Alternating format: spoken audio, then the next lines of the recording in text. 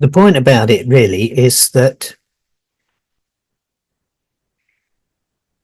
we experience this universe in a state of apparent separation from there is us. I'm sitting here talking, and the rest of the world is something outside of me and separate from me. Well, because it isn't really. There's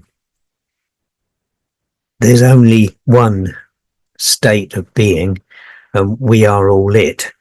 Now, on the zero dimension, where we are a point, say, represented by a point of shadow in the light, our individuality, that point of light, that point of shadow in the light, it is not us. It is the particular pattern of light that defines. So we are the light, but each one of us has a particular perspective on the whole. So if you think about it, we are every object in space and time is made of centers, and the centers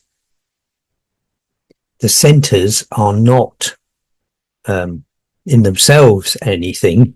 They are simply markers of acts of perception. You are perceiving space and time, but you are not it. You're not experiencing it. You're perceiving it in the light through here, but you're creating it in the shadow, in the sleep, through here. So your being is a manifestation of the entire universe seen from a unique perspective, and we are all part of that same universe, but we each of us represent a different version of the one universe. So nobody is separate from it. In this is why we are really divine beings, because each one of us is the entire universe seen from a particular point of view. We're not separate. And we are now in a state on this planet where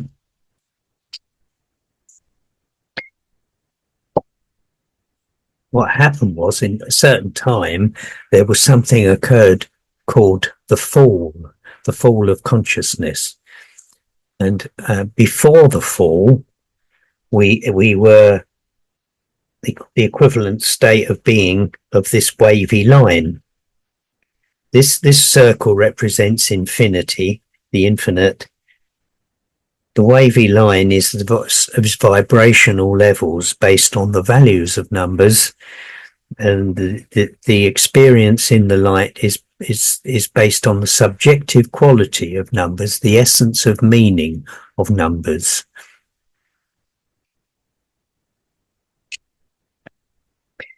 When we had the fall, we went from being this line to being the point of shadow, the point of light in the shadow, point of light in the shadow. This is the light that we no longer, we were in at one time. We were conscious of being in the light and the shadow. And then with the fall, we came into a state where we are now, entire experience is happening in the shadow as a dream. And we are a structure of Riemann spheres.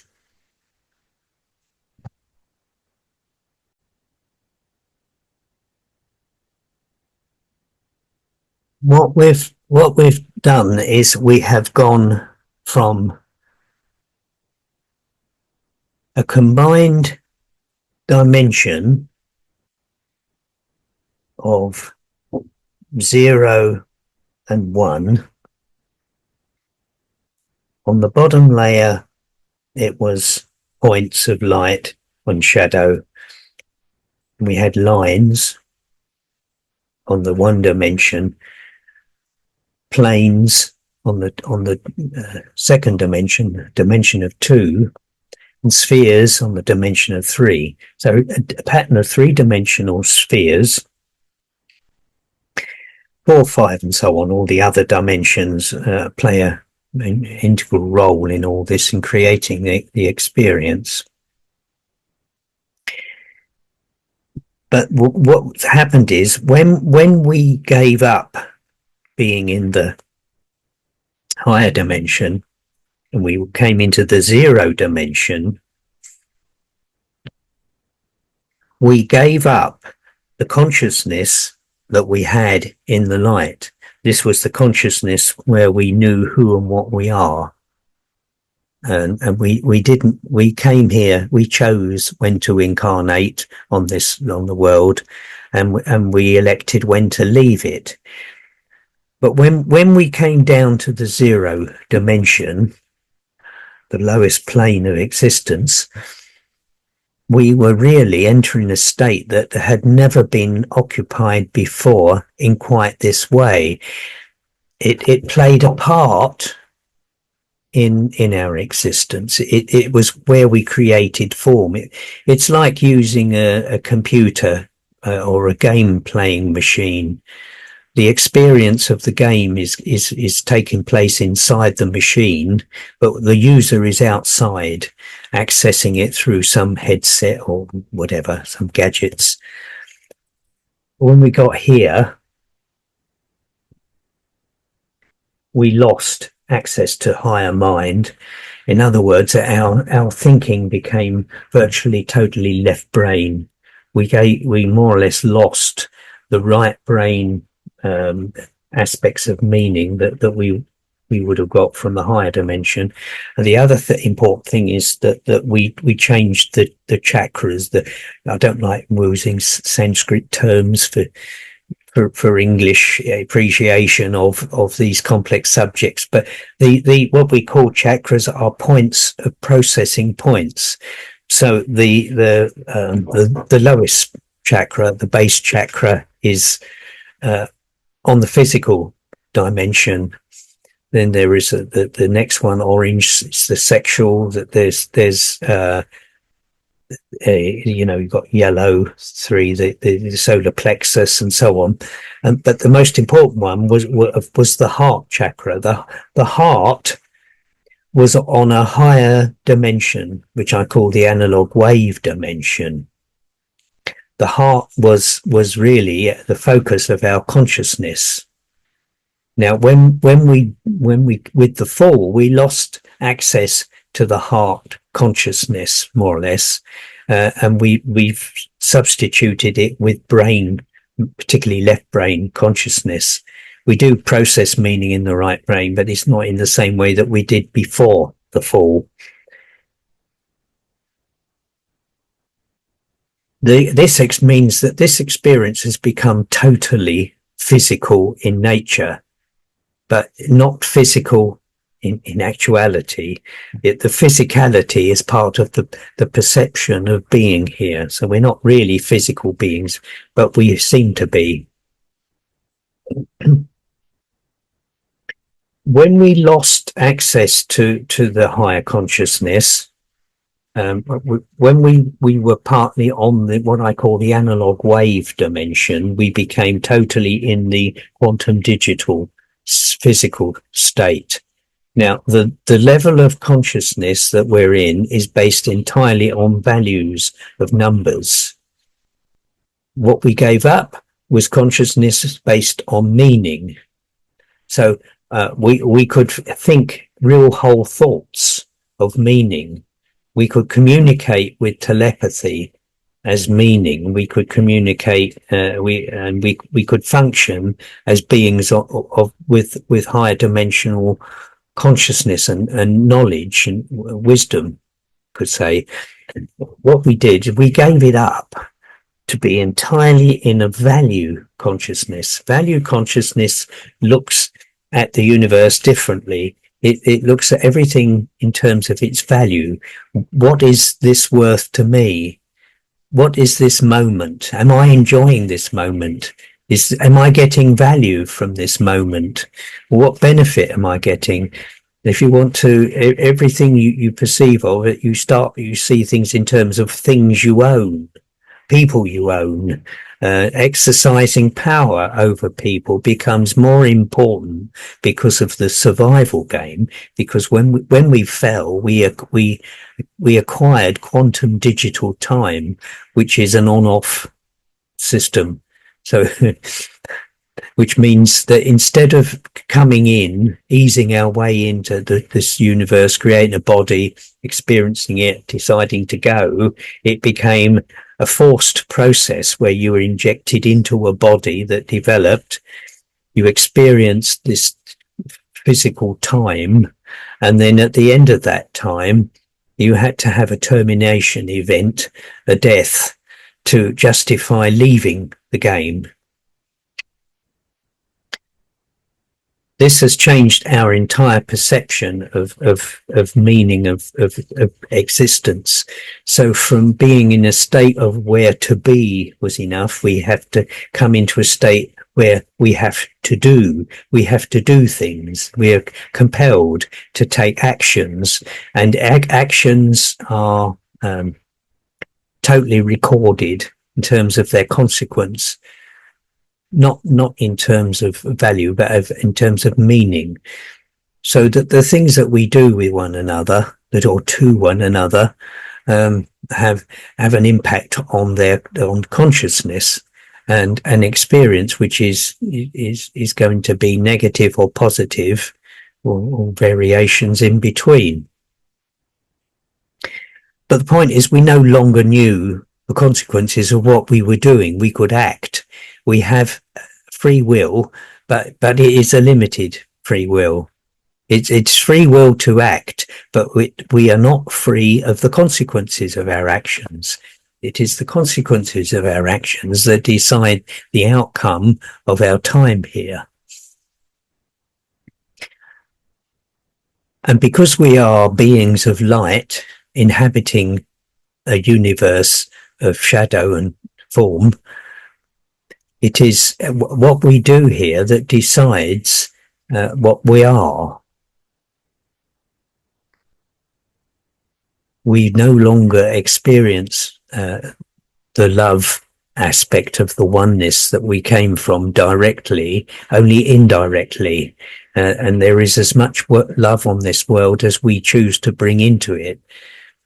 And some people are more concerned with what they can get out of life, particularly if it means, benefiting from the suffering of others. And this is a particularly negative approach to existence, which will be doomed to fail in the long term. But what it does do is give those of us who are here with positive feelings of light, love and harmony and so on, we're forced into a state where the people who affect our lives, thing is that we are being put through experiences that teach us something, teach us about the true meaning of value. Now, the only real thing of value is love. And I don't speak about love as some sort of sentimental thing. This isn't an emotion I'm talking about. I'm talking about the property of oneness, the force that drives things that are separate to become unified as one wholeness. Now we experience this, we achieve this unity by going into a state of separation. And so when people who cause us problems and pain or suffering, what they're doing is at their own expense, because when I say expense, spiritual expense, because they are taking on debts for what they impose on people. They are causing us suffering, but they're doing it for justifiable reasons from their point of view. Now, whether the source of oneness, the creator, creates suffering, whether the source of oneness, the creator, creates suffering, that is a different question. But the creative process breathes with this. It doesn't matter. The universe, it works as a game machine. It measures the good that we do, it measures the harm we cause, and it balances it out. And but we all benefit from the bad things that happen because we're getting growth, spiritual experience and growth, and we are gaining. But they have elected not to gain, but simply to cause the problems that we experience and get whatever benefit they get. I don't know what they get, whether they get wealth from it, power, some sort of ego feed. I don't know.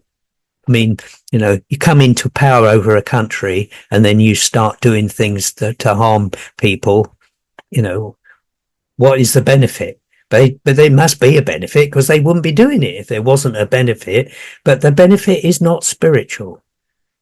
And because they don't believe in the spirit, well, they might believe in a religion, but the religion's got nothing to do with spirituality. Religion is simply a product of the quantum digital mind state. Religions are simply part of the problem. They're not a solution. If any one religion was the answer to everything, we'd be living in the ideal world, but they're not. So it's because belief systems are inherently unsound. They get us nowhere. But we rely on belief systems because we've forgotten who we are. We don't know how things really are, so we make up stories to explain. The universe was created on the back of a duck or something, it's a god or a goddess who made this or made that. These are stories, but the story of science, follow the science. Yes, well, we did that, didn't we? And where it got us. And we know that science is just another system with agendas that go way beyond truth, nothing to do with truth whatsoever. It's all about professional